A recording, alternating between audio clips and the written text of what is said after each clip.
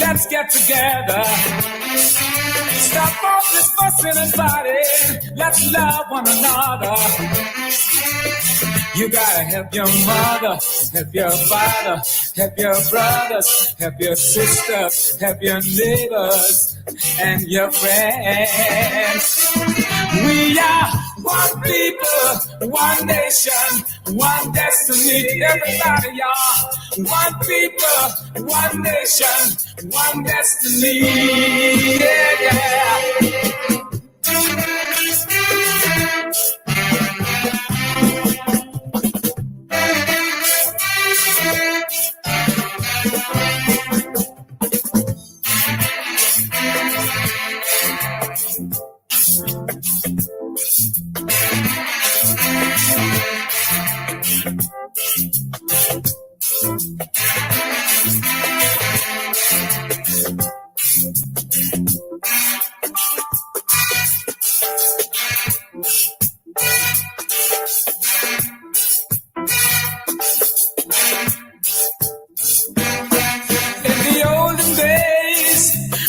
Separated.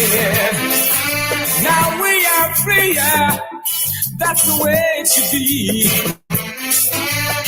You gotta help your mother, help your father, help your sister, help your brothers, help your neighbors and your friends. We are one people, one nation, one destiny. Yeah, yeah.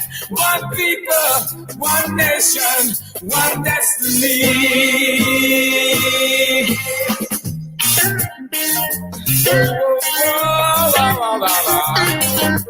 Yeah, yeah, yeah, yeah.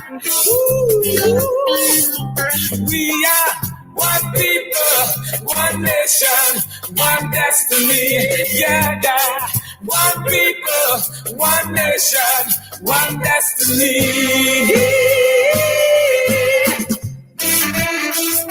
Oh, yeah, yeah, yeah.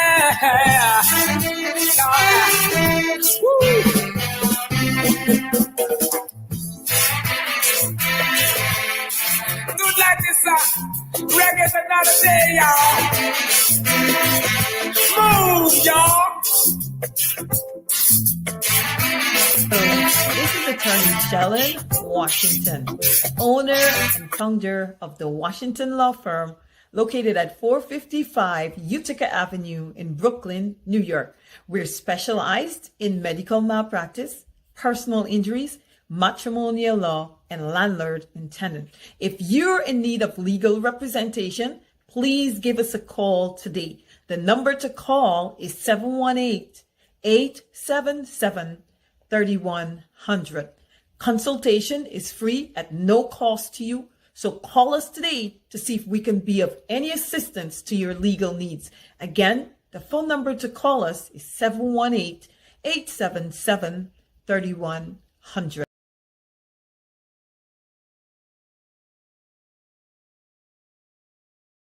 If you are looking to have your statutory declaration, affidavit of income, identity, damage or lost passport, lost license, tenancy agreement, agreement of settlement, power of attorney, last will and testament, and certification of documents, then you need to visit the Alistair Collins firm, located at the Killian Mall, 162 Lamaha Street in Georgetown, between Camp and Waterloo Street. Alistair Collins is a commissioner of oaths and a justice of the peace. Make certain you visit him or call for more information at 649-6410 or 685-6448 or 503-1451. And there's adequate parking available.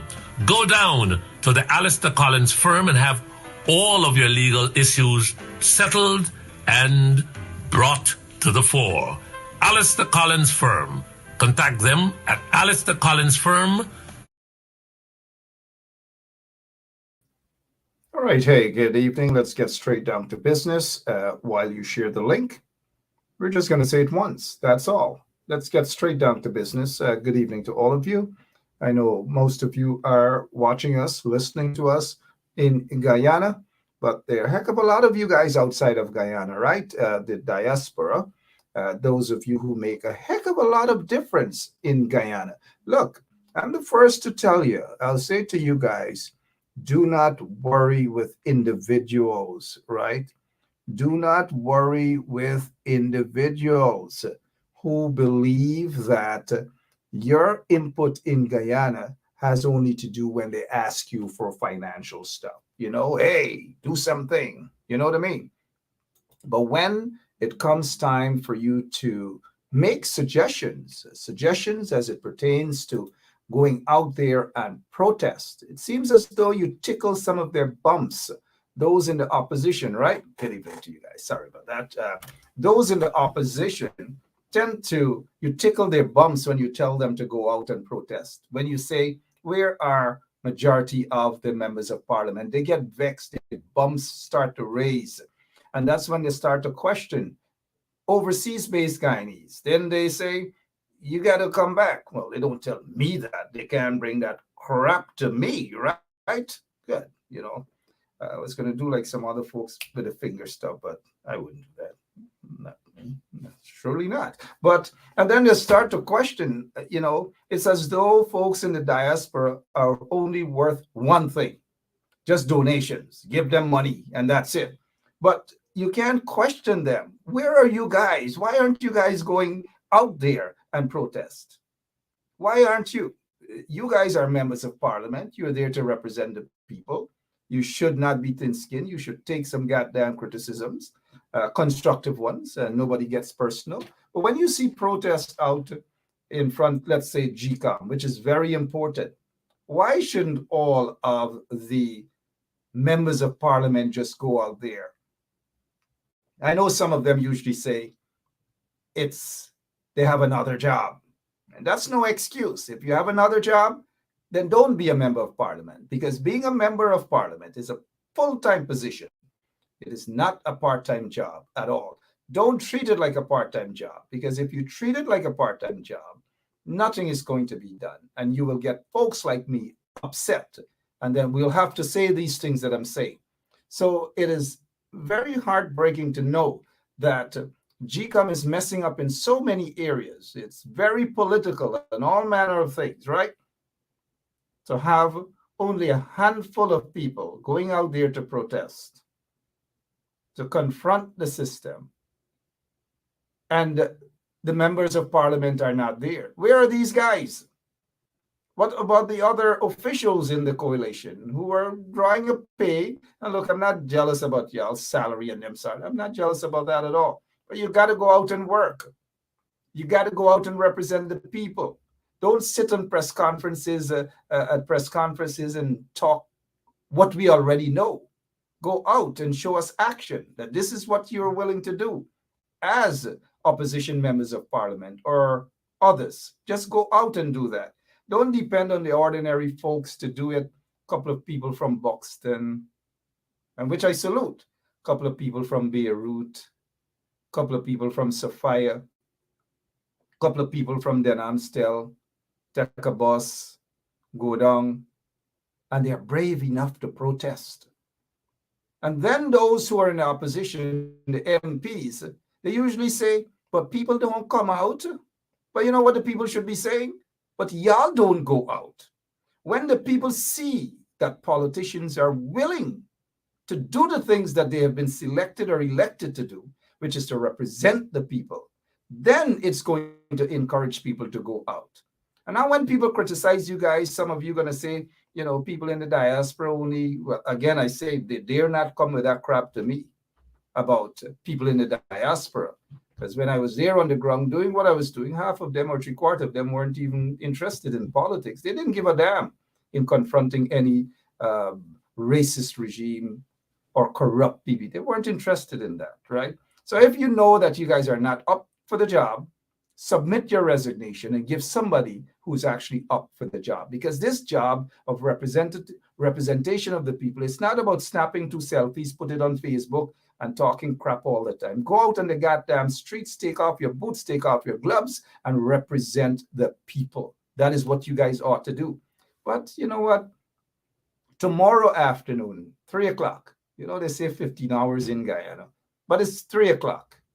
There will be another protest in front of GECOM. So that GECOM, the protest is not to sit down there and drink some juice or drink whatever it is and eat pulori and black pudding. That's not what the protest is about. The protest is to ensure that GECOM does the right thing. And GECOM can only be forced, mind you, to do the right thing if you guys in the opposition do the right thing, which is go out and protest. Doing the right thing, press conference and talking about Claudette Singh got to go and GECOM got to do, that's not the correct thing to do, because these people in the PPP don't listen to that. So the press conferences and highlighting these problems is a total waste of time. Go out there, put boots on the ground, then you will see some action. Don't depend on a Kadaki Amsterdam and a handful of people like Rhonda Lane and others. And again, we'll see. We'll see where these members of parliament, I'm going to specifically watch the program tomorrow, and possibly we will carry it live right here on 107.1 FM to see, and we're going to count how many members of parliament are going to be out there. Or is it just they're going to wait to do their social media show and talk up, and that's it, and feel that that's representation of the people, and they're done, and they're gone home, and they're relaxing, and they want other people to do the work for them, do the hard work for them. That is what they want. And then when people talk, they get weak. And when they get weak, they say, why y'all don't come back home? Hey. Nah, it doesn't work like that. It doesn't work like that. Because when y'all asking for donation, shucks, we all do ask for donations, right? Some of us ask for donation for different reasons. But we all do ask for donations. I haven't asked for donation in a while. Maybe I should. But that's besides the point. When they're asking for donations and so forth, they don't say we don't want no donations from overseas-based Guyanese, people in the diaspora. We don't want no donation from people in the diaspora. They don't say that. But when they ask for donations, 95 or 98% of the people who donate back to them are people in the diaspora. So the point, nothing is wrong with that. I don't want people to take me the wrong way, because there are some people who do love to take people the wrong way. Nothing is wrong with asking for a donation if you're in Guyana and you're part of the struggle and so forth. But show people who are in the diaspora some degree of respect also. Don't just ask them for donations and feel that that's it, financial contributions, and that's it, that they're not worthy of anything else, that they're not worthy to say anything else about people should put boots on the ground. Don't be disrespectful and tell people overseas, yeah, I'll come back home and put boots on the ground. Yeah, I don't know what we... Stop that crap. Because if when you asking people for financial donation, what about if they say, yeah, I think it's better roses over here. Yeah, I don't know how hard we gotta walk by, or girl, So be careful what you say. And I don't think that folks who are overseas have to be calling their relatives and begging them to go out and protest. The relatives should know that. But it's the parliamentarians and the leaders within the opposition ought to be doing that. They ought to bring people on the streets. Forget about what the crap the PPP thinks and whatever and this, all manner of excuses. Why they are not calling on people to hit the streets and protest.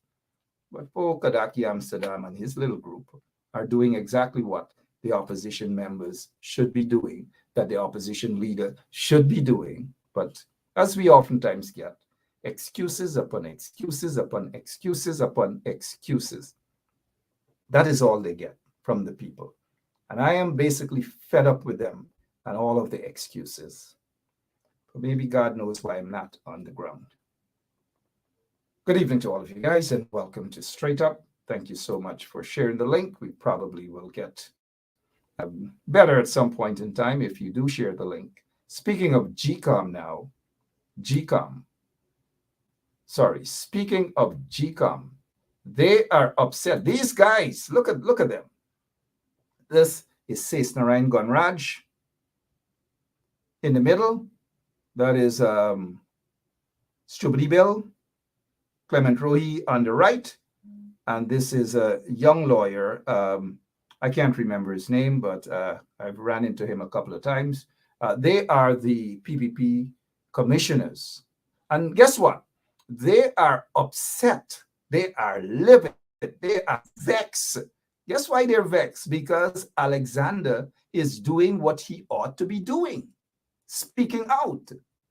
But not only Alexander should be speaking out, the opposition has 3 commissioners, but we are only hearing from one. All the time we are hearing from one. What about Charles Corbin? What about Mr. Desmond Trotman? What about those other 2? We need to hear from them. They should tackle this sort of lack of transparency and democracy at GECOM all around. So Vincent Alexander should have his say on some matters. Corbin should have his say on some matters. And Desmond Trotman should have his say in some matters. You tackle these guys, like football, you tackle here, you tackle the side, you get the defense, you get the offense, you get the whatever else you get. Tackle them. Every time it's Alexander. And it is good that Mr. Vincent Alexander is doing that. But we have 3 commissioners there. We need to hear from the other 2. They should have regular press conferences as well, tackling these matters at GECOM. That is what you call being proactive. Being proactive, that is what we call. And, we've got to call some of these guys out. We want to hear more from those other commissioners as well. Because remember, during the aftermath of the elections, we were hearing a lot. Every minute, the PPP commissioners, whether it's Bibi Shadiq, whether it's Sais Gunraj, or whoever else, every minute they're quacking the beak. Every minute they're quacking the beak. I see Ms. Goddard here is saying what the lawyer's name is at the end on the right. No, that's not his name. That is not him at all. I know his name, but that's not him. I can't just remember his name. That is not him. Right? So let us get back here now to what these guys are saying. They're upset. They're upset that, and let me apologize to Goddard. I'm not 100% sure that you are incorrect, but I can't recall that his name is that. That doesn't ring a bell looking at his face. But sorry to saying that you're absolutely wrong, when in fact I am not 100% right about that. So my apologies to you, Joseph. Good. So this is what they're saying here. PPP nominated commissioners call on Alexander to cease attacks on GECOM chair. These are the guys. I can't believe it. Gunraj, the late Bibi Shadiq, and another individual, they were, and that is Robeson Ben, they were attacking GECOM chair viciously every single day. And my question is, don't these, I wanted to say something else, but I pull back because I'm on radio, right? But don't these guys have any shame? Since when they are concerned about the chairman of the Guyana Elections Commission? Oh, they're concerned about her now because she's, the perception is, mind you, the perception is that she's doing their bidding. So every time they have to vote, she votes with them. So now they're going to jump and defend, Alexander and the commissioners, Alexander should cease from attacks on GECOM chair. These guys did 10 times worse than what they are saying or calling on Vincent Alexander to cease from doing. Cease from doing what? Alexander hasn't personally attacked the chairman. Alexander is doing what he is supposed to be doing, which is to ensure that there is transparency and there is amount of democracy within GECOM so people can have confidence restored. Right now, the people have no confidence in GECOM. Absolutely none. The people have no confidence in the chairman of the Guyana Elections Commission, Claudette Singh. The people have absolutely no confidence. And these moko, so to speak, in GECOM, at GECOM, the PBB commissioners, they have no moral authority to pronounce on these sort of issues. So we here at 107.1 FM, we will continue to urge Vincent Alexander and other commissioners, Mr. Corbyn and Mr. Trotman, to speak out even more. Speak out, speak out. You guys are being paid to stand up and defend. You're not, you are there to represent the interest of the opposition. That is why you are called opposition. Opposition. To defend those who are in the opposition. When these guys were in the opposition and they were at GECOM, they were protecting the PPP's interest. And these commissioners, Vincent Alexander, well, we single him out. He's doing a great job. But the other two must stand up and represent as well. That is why they're being paid to represent. Anyways, now they are defending, but these people used to course out Claudette Singh. In fact, Claudette Singh had serious issues with Robeson Ben. Probably even would go as far to say Robeson Ben scares her. And then Robeson Ben probably, I don't know whether he was using cologne or coconut oil or chanchi, the leftovers from the coconut oil that was kind of like not making the place smell proper. And all these things. So Claudette Singh had her views about Robeson Ben, but you know what I mean? Let me, if Lemon could have us just see my facial expressions, but I know exactly how Claudette Singh felt about these guys. I know. I do know. And if Claudette Singh is watching, good evening to you. And she knows that I know, and she knows that I know. And I do know a lot about her feelings and who are the folks who wanted her dead. And I also know why she switched. Trust me, I know why she switched. And maybe one day I'll be able to say why she switched and why she started to do everything that the PPP wants her to do. I did say last evening, in terms of the Commission of Inquiry into the elections,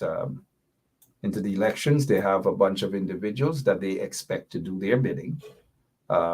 If they call upon me to talk, maybe I will talk, but then again, in retrospect, why should I even want to talk to a farce inquiry? Farce inquiry. All right, so that's it for GECOM. What else is it that we can talk about? What else you guys want us to talk about? Tell me. Oh, thank you, Lemon. Thank you, Lemon. Look at this.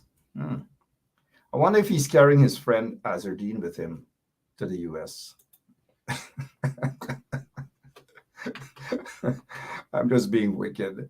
He should carry his friend Azardine with him to meet Kamala Harris. But on a serious note, though, this headline is misleading. Here's why it's misleading.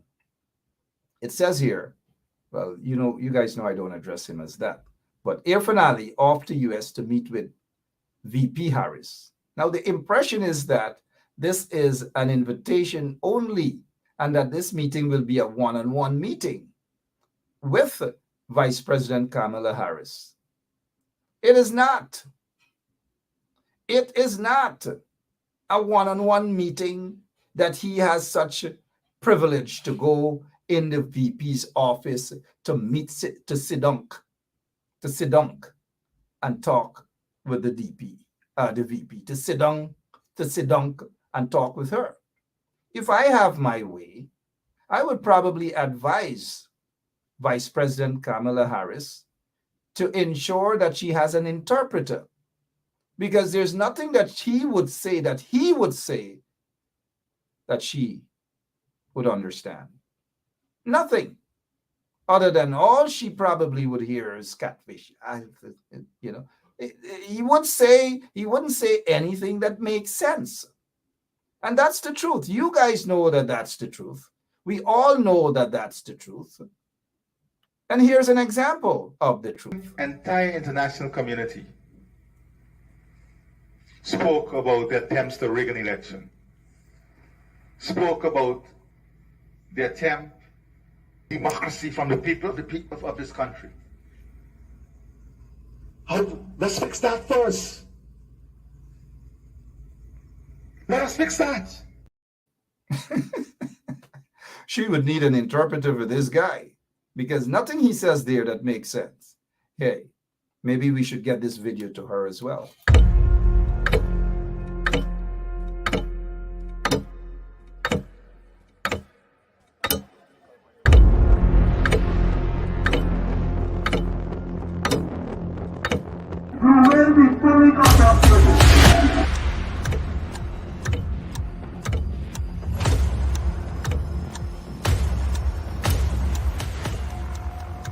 Mr. Watts, he is armed himself. Shots. Watch it. Tear gas. Live rounds. Also, I can see that.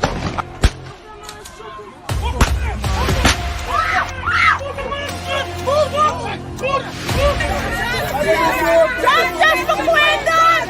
The man is a boxer, man. Why can't put in a boxer, man, to do that?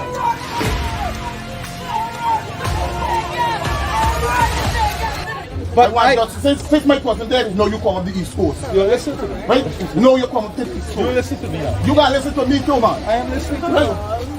Now, I see you on the East Coast. The day when they get a protest of them, the next day, that's when you see one bigger heads come up to talk to my family. Right? And that's bad. If you didn't do a protest, you want to see nobody for justice. You see? I'm not holding back nothing. I'm not holding back nothing. I just need justice for my family.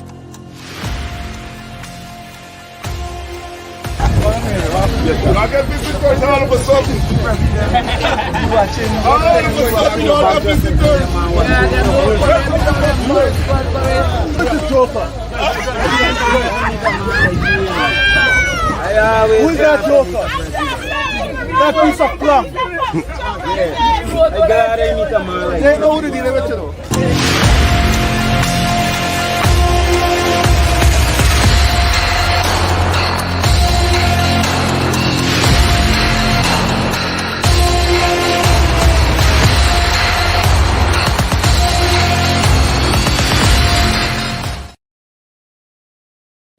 The guys in Buxton right to swar him. You heard that other guy, the guy that was standing next to him? I'm glad I meet a man like you. I'm sure the guy tackle evil as at least something. Yeah, the guy, I'm glad I meet a man like you. You know, I never get to meet a man so stupid like you. I'm glad I meet a stupid man like you. That is what the guy meant. I'm glad I meet a man like you, right? I noticed someone is saying here that he has a hot temper, which is true, a very, very bad temper. You know, he loves to insult mainly persons of African descent. When he goes into those communities, he talks down to the people. He insults them, you know, that people can't have an opinion of their own. And just as he did in not Agricola, Mocha Arcadia the other day, that, the coalition, they're not God, and nobody should tell you guys who to support. Nobody, but he can go into the PPP stronghold and say that to the people. He can't. I mean, they're not going to throw bricks on him like what they did to Ropes and Ben.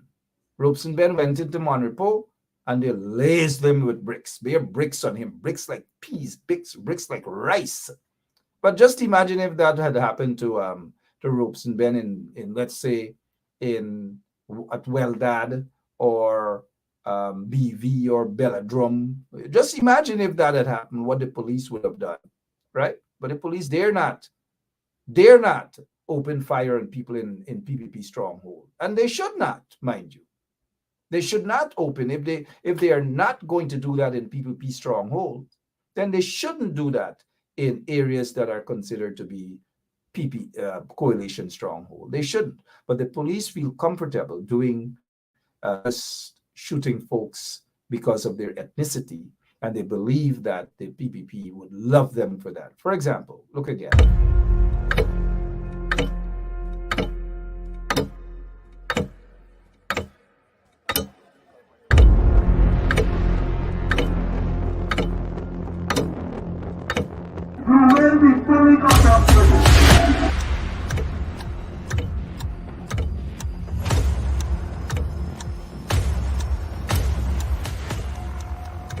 Mr. Watts, he's armed himself shots.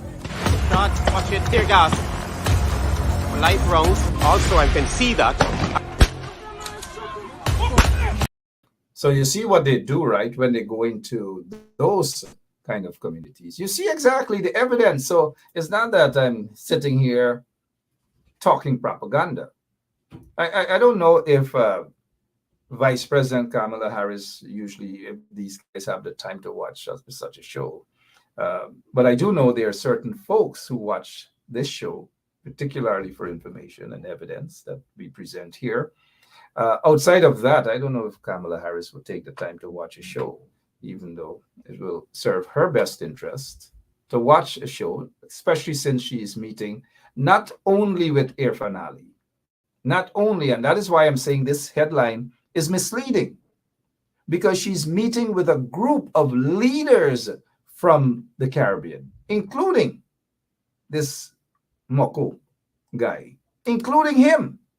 So she's meeting with a bunch of them. And that's what it is.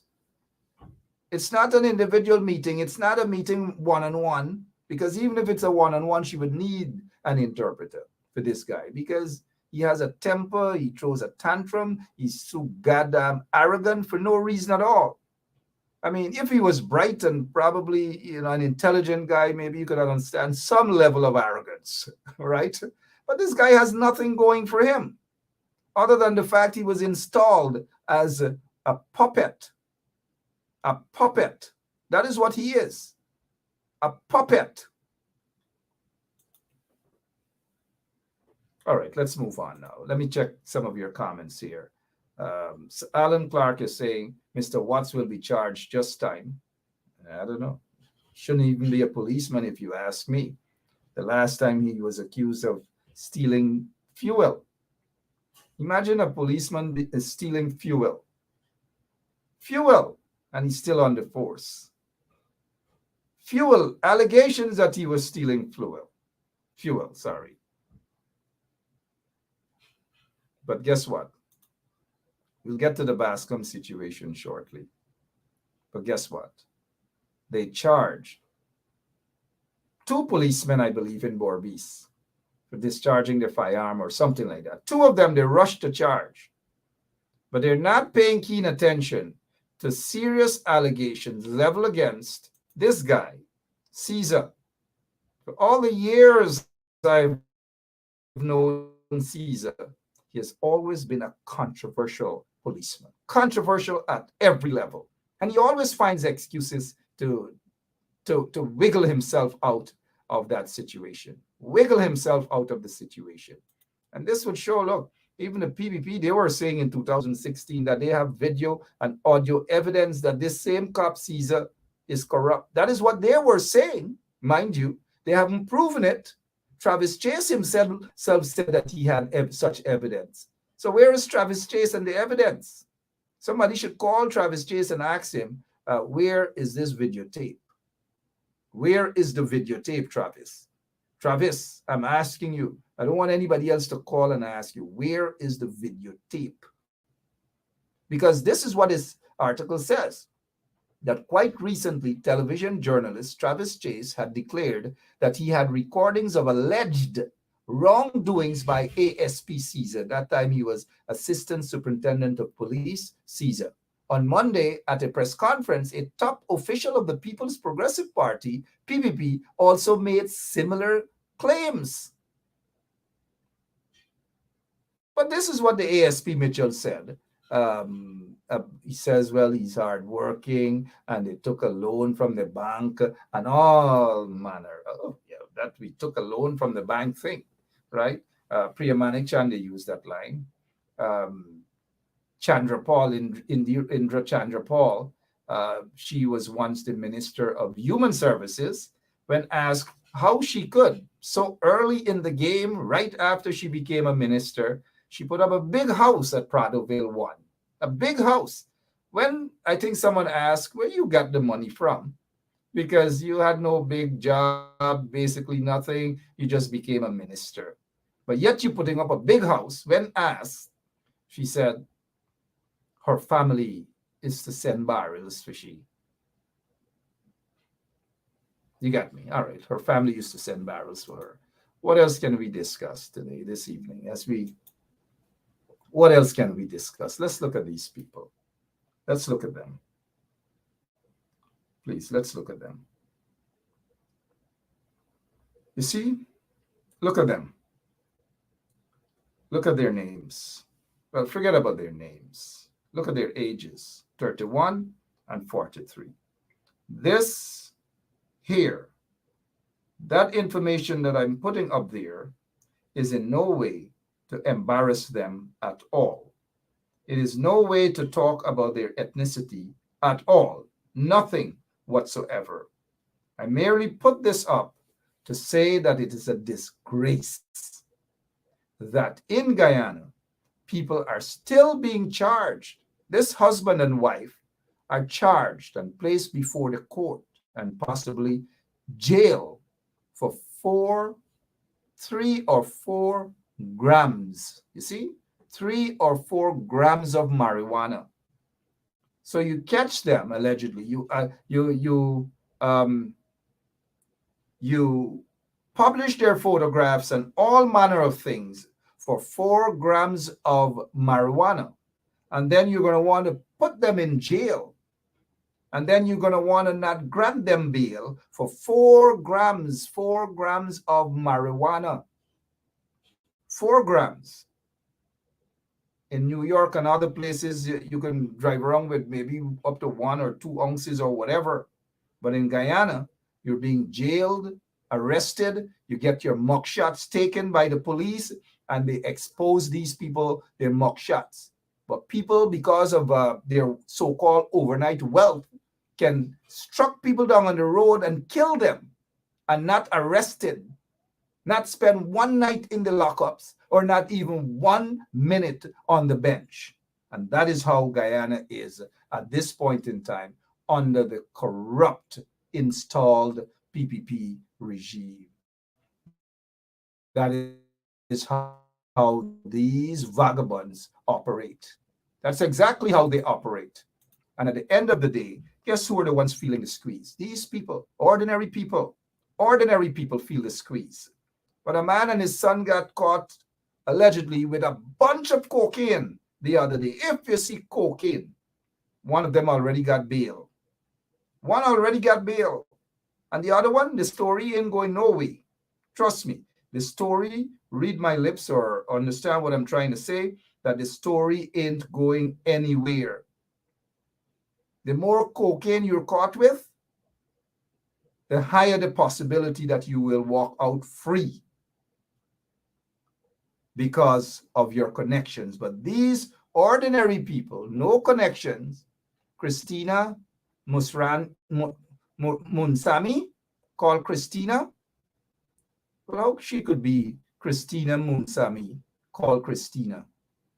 She's already Christina, so what else you want her to be called? Unless you're saying she called Data or Baby or something. But Christina called Christina. She's from Auckland, and the newspaper spell Auckland wrong. It is AUC. They get AUGGUL. I hope Crawford is watching or somebody else from quarantine, they're watching to see the spelling here. Right? Oops, I see some trench crapo done there by Riv Suck. Suck, imagine he named Suckram. Riv Suckram. Your name and nature, right? Name and nature.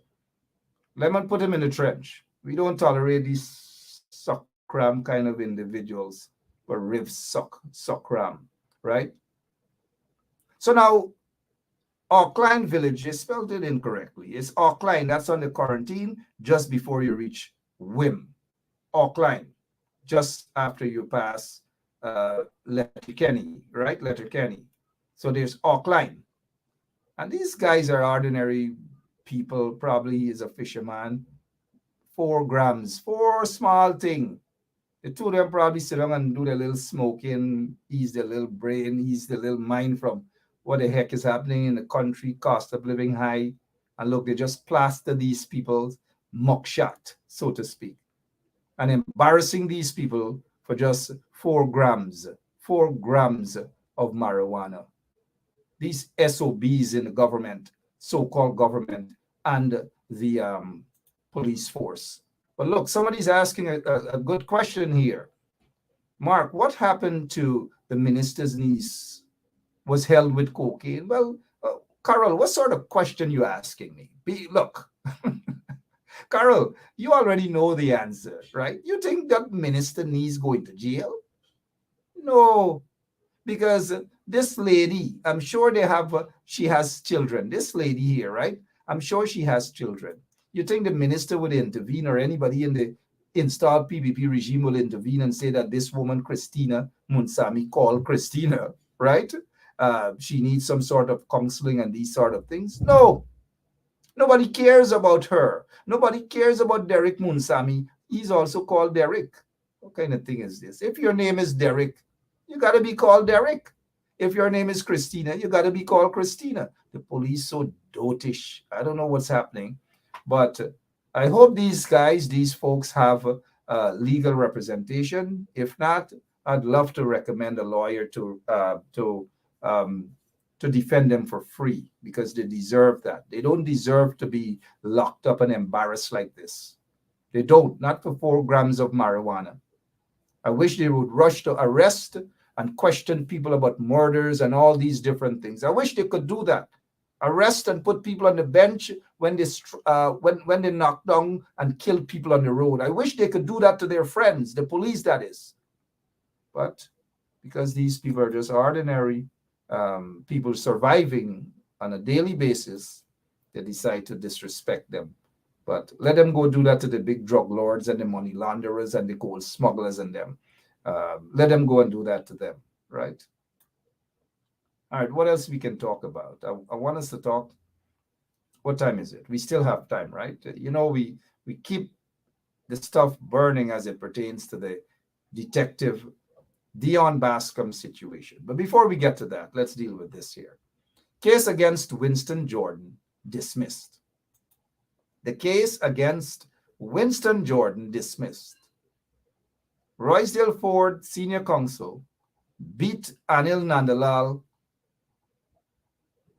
who sits there as the Attorney General, and who doesn't know to pronounce Kenya, he says Kenya, got beaten again today on another matter.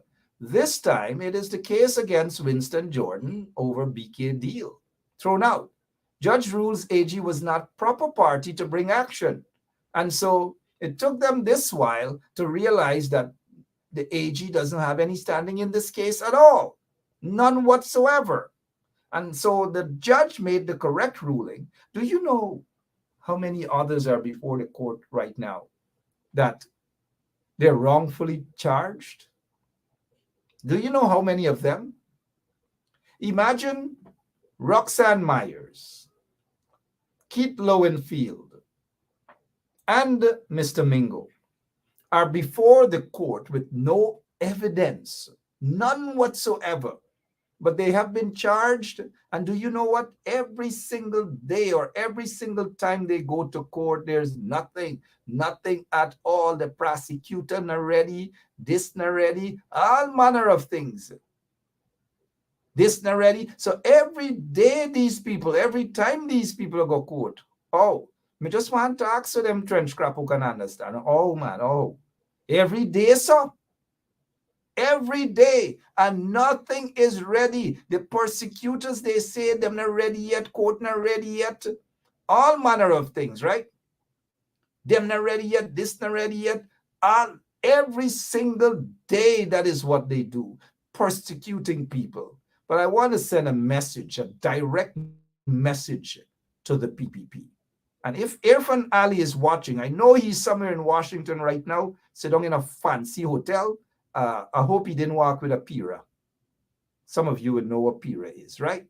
But he's sitting down in a fancy hotel. Mind you, he also is, every time they travel out of the country, I believe Irfan Ali gets like around maybe 10 or 20,000 US. That's what they travel with per diem. They travel with that. So every time Irfan is out of the country, they draw down. And the 20,000 US is just pocket piece, or 10,000. It's pocket piece for them to spend. Why do you think they don't send Mark Phillips out the country for? Because they may want Mark Phillips get a 10,000 or 20,000. Because the last time Mark Phillips was out, he was at Green Acres Mall out there in Queens. And if you see suits for the man buy, somebody can say, buy, you should see Mark Phillips buy. If you see suits where he buy, first time he ever bought so many suits. Guess why? Because it's free money, taxpayers' money. So Irfan Ali there in Washington right now with a bunch of taxpayers' money that he's waiting to go out and sport up and spend up and so forth. And when he reaches back to Guyana, he can talk about God and he can talk about this and all manner of things, talk a bunch of stupidness that he want to go in the burial ground. I'm still waiting for him to go in the burial ground and host a press conference. I'm still waiting for him to do that. But when somebody's speaking of death and God and death, I wonder why. I can just wonder why. But with all the things that are happening right now in Guyana, I have one simple message for the PPP. One simple message for Irfan Ali, Jack Dale, and Robeson Ben, and all of the other trench crappos. One simple message. This ain't a long time, this ain't a long time, this not a before time. This ain't a long time, this ain't a long time, this not a before time. This ain't a long time, this ain't a long time, this not a before time. Long time got them lang loji, now you got them bongolo. Long time got them. So that's exactly what we have to say. We have to remind them that this time, in a long time. What they got away with long time, they're not going to get away with this time at all. Not at all. We are on their case in every angle. Every time they turn, we are on their case. Story done, right? Now back to Winston Jordan. You drag this man before the court. The man fell ill. The man was rushed to the hospital, taken, and all manner of things they did to this man, knowing very well that they have no case against him. None, as they do have no case against Lowenfield, Roxanne Myers, and Mr. Mingo and Trevor Ben and all the others. They have no cases against these individuals. But I hope those in the opposition will continue to advocate and have press conferences about these persecutions and these injustices against folks who are part of the coalition government. So congratulations to Mr. Winston Jordan. He won his case. The court has ordered that he is compensated $2 million. Congratulations to Winston. I like that. I like when these guys are awarded monies. I really do. And no other reason than the fact that I am glad that they are being awarded monies, right? Annette Ferguson, $50 million or something like that, 20 million from Jack Dale. She's still awaiting it. By the way, Annette, cousin. Yep. Got you. I know you got me too. And Winston Jordan is about to get $2 million. $2 million. Uncle Winston. That's my favorite uncle. Congratulations. But you guys know Anil didn't like that. He keep losing all these cases.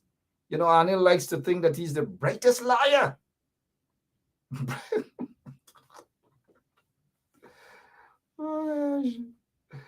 Brightest liar. Brightest liar for who and for where? I mean, brightest Polari liar, right? Brightest Polari liar. The brightest Polari liar in Guyana. The brightest. I don't know how some of these guys make it by. I honestly don't. God knows, I don't know. I really should have become a lawyer. By this day, I would have been a senior counsel. A reputable senior counsel, one that deserves to be a senior counsel, not senior cons. What did they say when you hang out somewhere else and do something? It sounds like league, senior cons. You guys repeat exactly what I want to say. Senior counsel, right? Yeah, senior counsel. Come on, guys. You guys can do better. Repeat after me. Is he a senior counsel or is he a senior counsel? Senior.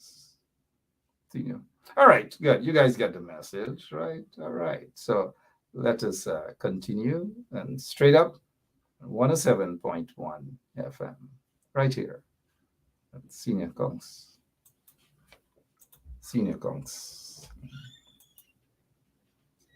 You guys got the message by now. All right. If you're now joining us for the first time, good evening. We've got to move on. We have some other things we want to talk about. We have a couple of minutes, right? A couple of minutes. Some of you guys are too wicked. I never meant this that Teresa Sandiford is putting up there. The man is a senior counsel. A senior Teresa Sandiford. You guys are way too smart for us. That's why we love you guys here on 107.1 FM. What else can we talk about? Well, let's get back to the Bascom, Detective Bascom situation. And, the police is trying to cover everything up, possibly because of their allegiance, not to the people of Guyana, but to the allegiance of those who pay them, the allegiance of those whose pockets they're in. And sometimes those people who are actually paying them fat salaries and gifts and all these manner of things, whether it's Audi cars, whether it's SUVs, whatever, gifts. And the police seems to have this habit of working for people who are notorious in giving out these handouts to them. And so back to this, I oftentimes get a bit carried away and I stray sometimes from the point to talk about those who corrupt the police force with gifts, all manner of gifts, right? And that's how they're able to corrupt the police force. And the police force are no longer eager to protect and serve the people. They protect and serve some of the people. And we see that every single day in Guyana. Hence, these ordinary folks, these poor folks, so to speak, have been charged with just 4 grams. I want to repeat, 4 grams of marijuana. 4 grams. I don't know. It is just horrible in Guyana. Isn't this the same regime that said that they are going to legalize certain amounts of marijuana as soon as they get it? They've been installed over 2 years now. Over 2 years they've been installed. What has happened to the promises? Legalize certain amounts of marijuana? They haven't done that. Free education at University of Guyana? They haven't done that. 50,000 jobs? They're nowhere close to that. But they are giving out part-time jobs though, to where their friends who own businesses can submit invoices. That's all they do. But my prayers go out to Christina Munsami and Derek Munsami. I think they spell Munsami all wrong. I don't know how the police are able to spell Munsami. And those of you who are from the quarantine or know how Munsami is spelled, this is the first time that I'm seeing Munsami spelled Munsami. I thought it was Moon, M-O-O-N, Sami. Munsami is against to what we're seeing here, Munsami.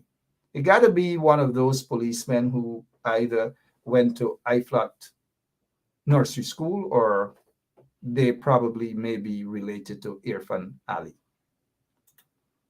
All right, let's get back to the Bascom situation. Bascom has been charged, and this is it. This is the charge. One of the charges. Richard Frank, Inspector of Police, charged poor Bascom with stupidness, cybercrime, dotishness, right? Cybercrime stuff. Cybercrime. That's what he's been charged with. And at the end of the day, he had to appear in court. And so he appeared in court today. 3 charges, cybercrime, 3 charges. And this is what the word is on the streets, actually. And Village Voice carried this article or this report. Village Voice says breaking news. Breaking news. And you guys should always go to Village Voice website and read what is happening. You get accurate stories. You guys don't keep going to the propaganda newspapers, news website and think PPP garbage. Go to newssource.gy, that is with Gordon Mosley, or you go to Village Voice, or that's it, or you listen to what we have to say. We don't lie to you guys. You know that. We just don't lie to you guys. They do. They lie to you guys all the time, every day, 24/7. They lie to you guys. Why do you think they don't like us? Because they know we don't lie to you guys. We speak the truth, the whole truth, and nothing but the truth. And so here's what is being said about about Bascom and why he was actually charged. And Bascom was charged, met U.S. investigators, and shared vital information. Vital information. His lawyer, Nigel Hughes, read this article, you'll hear exactly what Nigel Hughes has to say. And he was also represented by 2 other lawyers, Kemraj Ramjatan, that's correct. Kemraj was in the courtroom, and represented. So Bascom, has 2 lawyers. He has 3 lawyers, He has Kemraj Ramjatan, and he has a lawyer, and Mr. Nigel Hughes, and he also has a young lawyer by the name of Narissa Leander. Narissa Leander is also representing Mr. Bascom. But here's the interesting thing, though. As we see here, breaking news. Sergeant Bascom charged. And the charges are basically what? Cybercrime. Dotish cybercrime. That it's ironic that Ramjatan turned up in the court to represent a man charged with cybercrime, and a law that basically people were telling them when they were in government, don't go ahead with this law because it's going to turn back and bite your own supporter or supporters were you guys to get out of office. I personally called Ramjatan and asked him not to go ahead with this law. I did. I'm going to be straight up. And he gave all sorts of excuses why he should go ahead with it.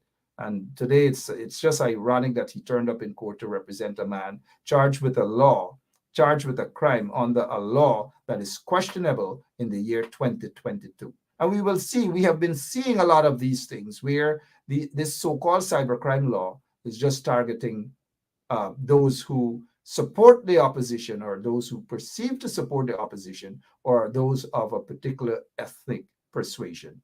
We see it every single day. That is what happened. So back to Bascom and his charges. This is just 1 out of 3.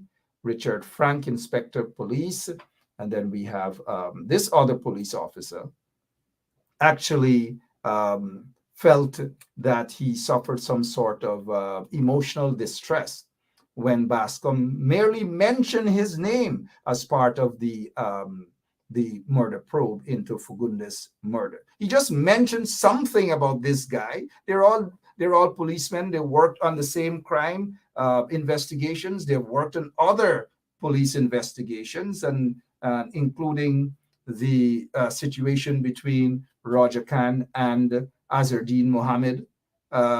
This was the guy that was there.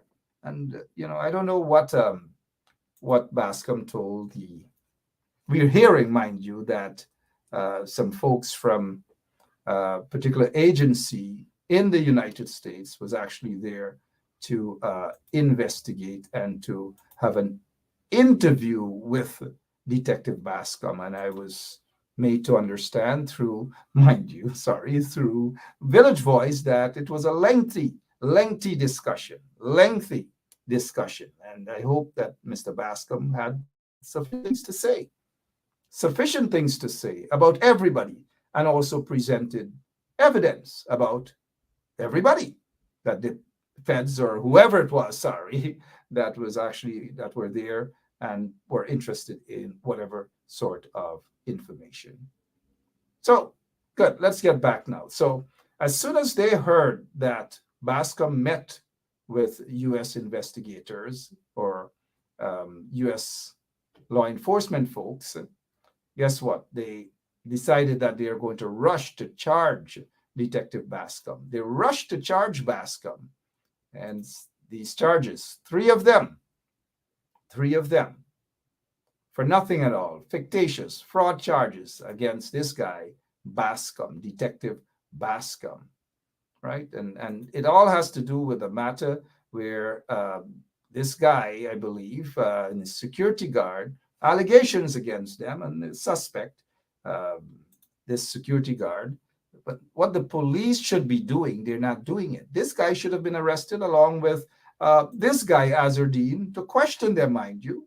This is not to suggest that anybody's guilty of a crime, but if they are suspects, according to the police, if they are suspects, mind you, if they are suspects, then why not arrest them and question them? Or what is it, that they can't arrest Azardine Mohammed because of his connection to Irfan Ali? Or because he gives donations to the Guyana police force? And some of them in the Guyana police force basically love to live off of crumbs from individuals, that they can't question this guy? This is not the first time they shy away from these sort of things. And you can't have one individual who claims to be a prominent businessman, right, who behaves as though he's above the law. It has got to stop. Because any citizen of a country who believes that he or she is above the law, then down the line, very soon, is always a recipe for disaster, because people are going to lose faith and confidence in the Guyana police force, as we are seeing right now. So let's get back to Bascom's situation, according to the news. So they heard that he went and he spoke for several hours with quote unquote security agents of the United States specifically about an individual. I'm not here to call anybody's names. And if I have to call names, I'm not afraid to call names. I will call names. But they spoke about a particular individual, right? So now let's get back to this here now. And he, according to Village Voice, met U.S. investigators and shared vital information. And so because the police force, because they heard that, they rushed quickly to charge Bascom. But here is the sweetness. Here is why they charged Bascom. You guys want me to tell you why they charged Bascom? I have lots of other information to share about why they charged Bascom. But here's what we're going to do. I need to take a quick, drink some lemonade that I have here, not in a plastic bag, not like how Priya dishes out bread and lemonade and give it to the people there. No, not that. We'll take a quick commercial break and be back. So whilst we play this commercial break, rush to do whatever you have to do, or if you have to take a pen and write this number down about this lawyer. So if you have problems, call her. She's in Brooklyn. So this is attorney Shellen Washington, owner and founder of the Washington law firm located at 455 Utica Avenue in Brooklyn, New York. We're specialized in medical malpractice, personal injuries, matrimonial law, and landlord and tenant. If you're in need of legal representation, please give us a call today. The number to call is 718-877-3100. Consultation is free at no cost to you. So call us today to see if we can be of any assistance to your legal needs. Again, the phone number to call us is 718-877-3100. Well, I hope you jot that number down. Attorney at law, Shellen Washington. And we oftentimes we say thank you to those who support us, and including this business too. If you are looking to have your statutory declaration, affidavit of income, identity, damage or lost passport, lost license, tenancy agreement, agreement of settlement, power of attorney, last will and testament, and certification of documents, then you need to visit the Alistair Collins firm, located at the Kellyan Mall, 162 Lamaha Street in Georgetown, between Camp and Waterloo Street. Alistair Collins is a commissioner of oaths and a justice of the peace. Make certain you visit him or call for more information at 649-6410 or 685-6448 or 503-1451. And there's adequate parking available. Go down to the Alistair Collins firm and have all of your legal issues settled and brought to the fore. Alistair Collins firm. Contact them at Alistair Collins firm. All right, welcome back to Straight Up. I promised to give you some reasons as to why the Guyana Police Force rushed to charge Detective Sergeant Bascom, Dion Bascom, on this matter. They are of the view, mind you, that because of that meeting with, as we have been told, mind you, that Mr. Bascom met with law enforcement agents of the United States, of a particular agency, and he would have furnished them with lots of information and possibly some evidence. And the main focus was about a particular individual, and of course, some of those senior ranks within the Guyana Police Force. And so after that, the police heard what happened, and they have decided to charge Mr. Bascom. They have decided to charge Detective Sergeant Dion Bascom. And here's the reason why. And let's get down to that. You know, he appeared in court today with those 3 charges, and he was placed, I believe, on $300,000 bail. But during the hearing, the matter was not persecuted by a regular cop, because you know that is how they operate. They have, in most cases, very junior ranks, corporal or sergeant or whatever. They're prosecuting cases. But in this specific case today, as Mr. Bascom had a scheduled appointment to appear in front of the chief magistrate, Miss Blenheim, I believe, McLennan, sorry. And so Mr. Bascom appeared in front of the chief magistrate, and it wasn't the police.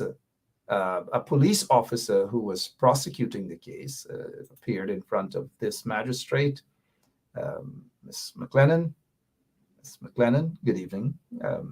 And so Mr. Bascom appeared in front of her with 3 charges, 3 frivolous charges, but she placed him on $300,000 bail.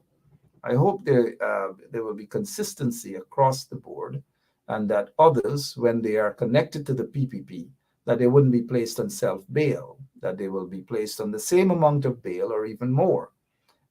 Some of these PPP guys are not even charged. There have a lot of them who have committed worse cyber crimes against individuals, but because they are puppets of the PPP regime, some of them are even madmen connected to the PPP regime, get away with all manner of things.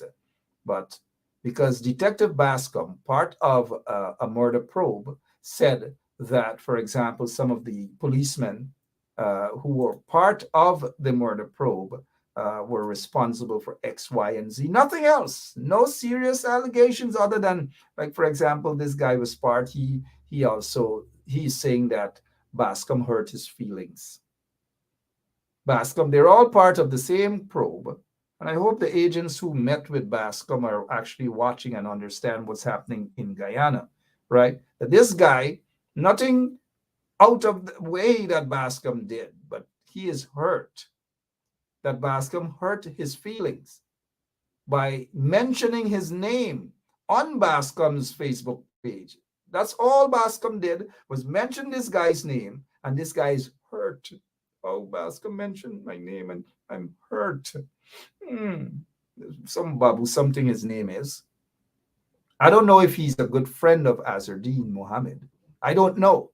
Maybe he should say whether he knows Azardine Mohammed and in what way, whether it's in a friendly way, whether he has worked on a case that was connected or cases connected to that. He got us. I don't know, and I'm not going to say that I know that, but maybe at some point in time, if U.S. law enforcement agents interview these guys, these are the questions that should be asked, right? Because so we'll remove him from the, please, Lemon. Thank you. And let's get back to some more. Sorry, let's get back to some more information here. So when Mr. Bascom appeared in front of this magistrate, Chief Magistrate McLennan, Chief Magistrate McLennan, this is what happened. The ordinary police rank didn't prosecute the matter, or in this case, persecute the matter. This is the guy that is persecuting this case, Mandel Moore. Mandel Moore is persecuting this case. Now, who is Mandel Moore? Who exactly is Mandel Moore? Good. I'll explain who Mandel Moore is.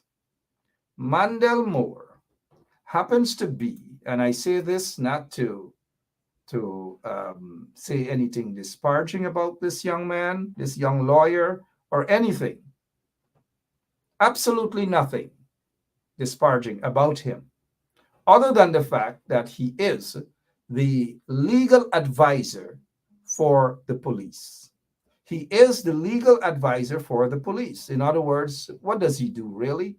If there's a matter and the police, if they need to be advised, then they go to the legal advisor. Mind you, just before Claudette Singh was appointed as GECOM chairman, she was also the legal advisor. She was also legal advisor to the police. So now the legal advisor for the police is this young lawyer, Mandel Moore. Young lawyer Mandel Moore. Just in the interest of transparency, I want to make it clear to you, the general public, that Mandel Moore happens to be a relative of mine. So I just thought I'd make that point very clear. So here is it. That Mr. Mandel Moore, being the advisor to the police, and mind you, I don't think I've ever met this guy, right? I'm not sure that I've ever met him. We are not close. I'm told that we are related, but we are not close. I'm not even sure I've ever spoken to him. So I just thought I'd make that clear as well, because he may make that sort of thing that he never met me, doesn't know, which is true. But you know, Guyana is a small place. So here's back to Mr. Mandel Moore. He is the legal advisor to the police. He has advised them that Mr. Bascom, I suspect that he has advised them that Mr. Bascom should be charged. 3 charges. But here is the funny thing. Here is the funny thing from this guy, Mandel Moore. He appeared in court today in front of the chief magistrate. He appeared as the prosecutor. Again, I repeat, he appeared as the prosecutor in this case. A prosecutor in the case. And here's why this is interesting. It is interesting because being the legal advisor for the police,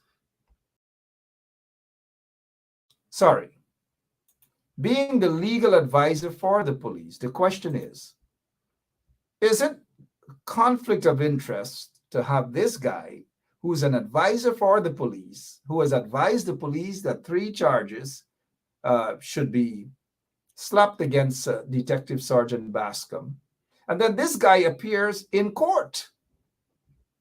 And not only that, before he appears, he's not a police, he's just a legal advisor for the police.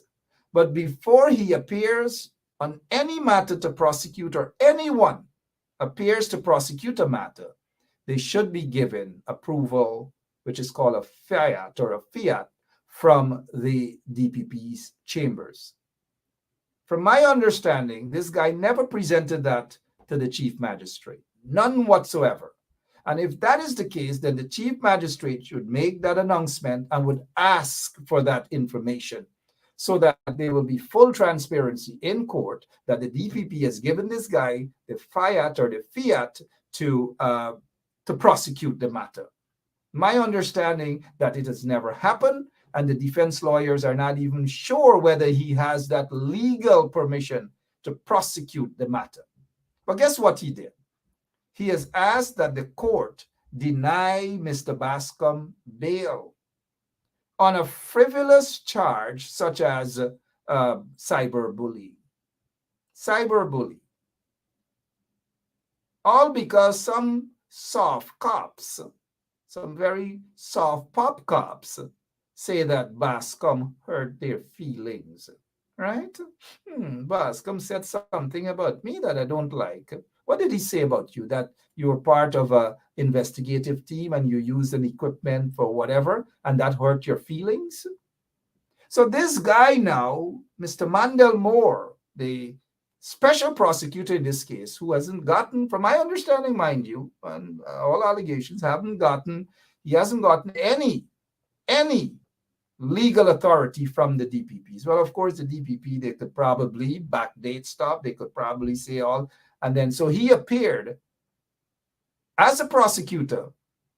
If, in fact, he got no legal permission to do that, then this entire case should be thrown out. And if they want to recharge Mr. Bascom, then they should go ahead. But he should not, with those frivolous charges, mind you, but he should not be, this guy should not have been prosecuting. This guy should not have been asked that bail be denied. How could you be a legal advisor to the police? How could you be a lawyer and such frivolous charges, minor charges that where bail ought to be granted? And this guy stands there in front of the chief magistrate and saying to the magistrate that bail should be denied, that Mr. Bascom should go to jail. Here's what he's saying. That Mr. Bascom is a flight risk. But here's why they're saying that. They believe that Mr. Bascom will be taken away to some other country, maybe by the people who investigated him, maybe by some other people who are interested in having Mr. Bascom in their country. And that is what they are afraid of. That is exactly what they are afraid of. And so they rushed Mandel Moore there and told him to prosecute or persecute the matter.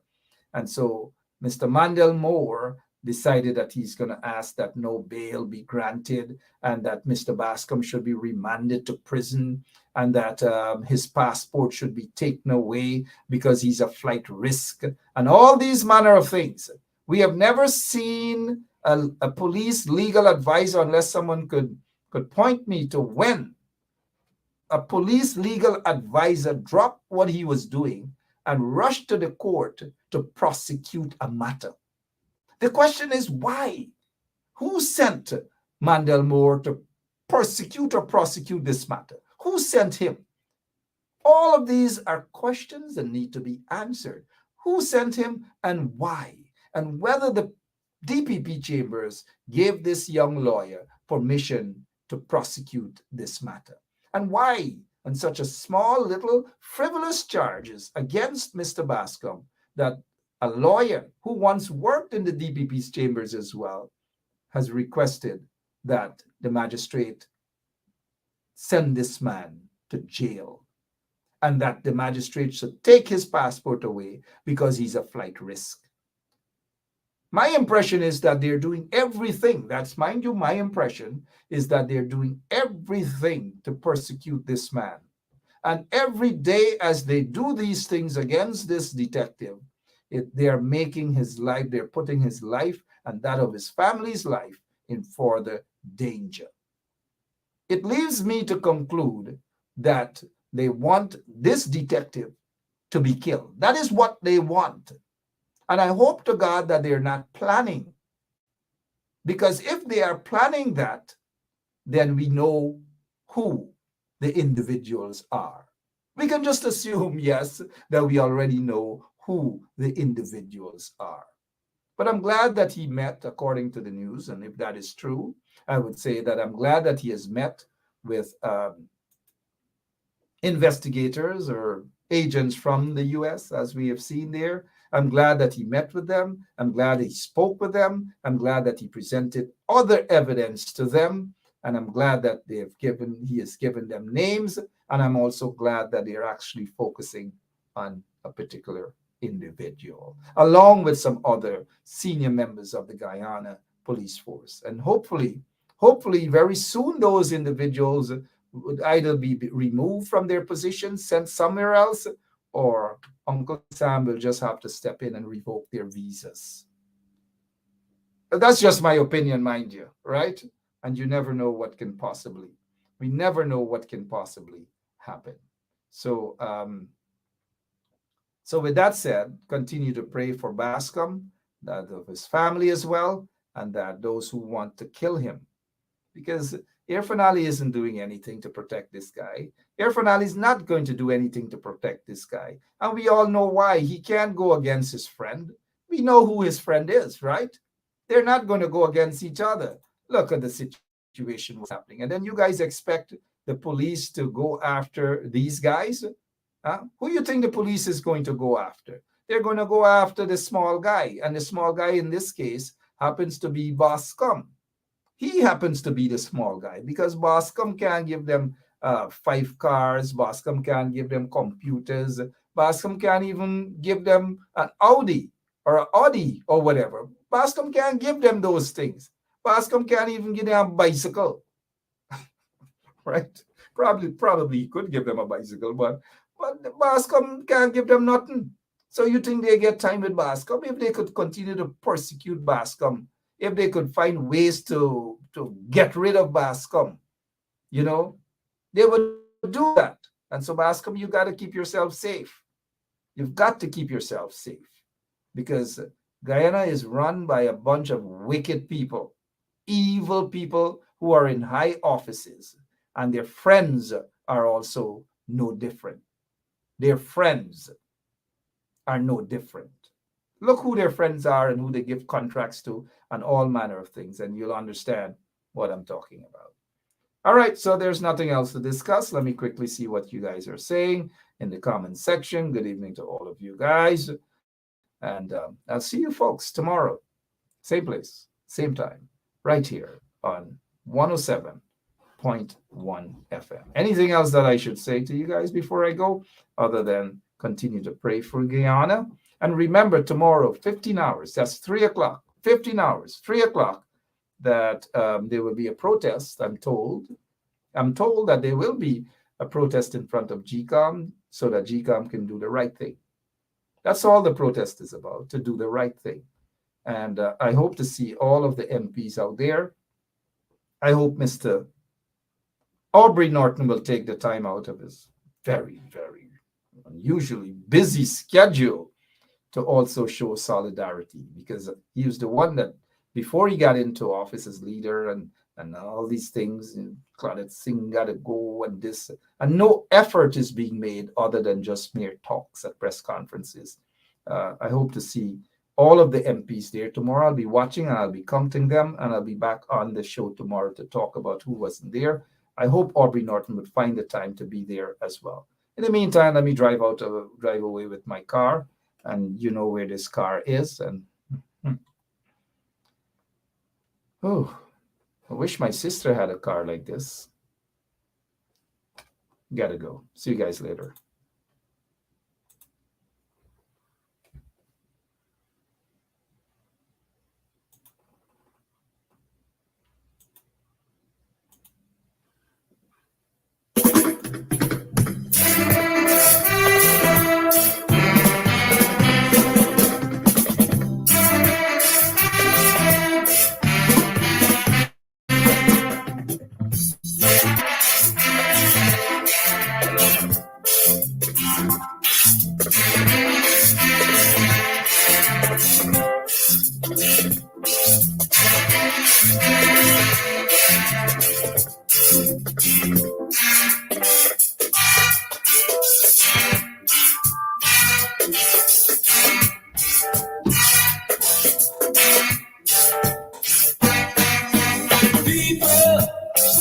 Let's get together. Stop all this fussing and fighting. Let's love one another. You gotta help your mother, help your father, help your brothers, help your sisters, help your neighbors and your friends. We are one people, one nation, one destiny. Everybody are one people, one nation, one destiny. Yeah, yeah.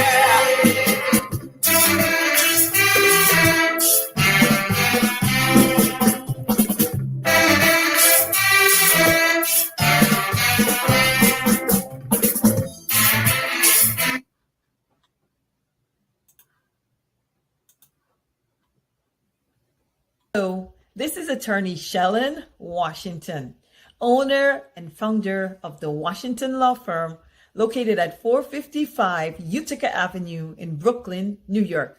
We're specialized in medical malpractice, personal injuries, matrimonial law, and landlord and tenant. If you're in need of legal representation, please give us a call today. The number to call is 718-877-3100.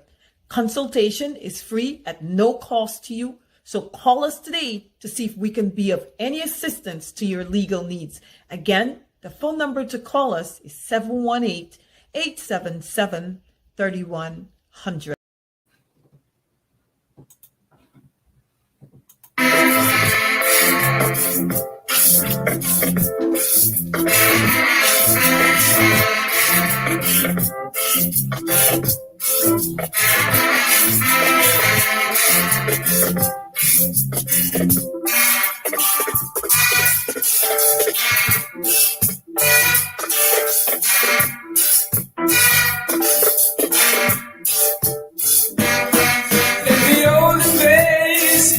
We were separated. Now we are free. That's the way it should be. You gotta help your mother, help your father, help your sister, help your brothers, help your neighbors and your friends. We are one people, one nation, one destiny. Yeah, yeah. One people, one nation, one destiny.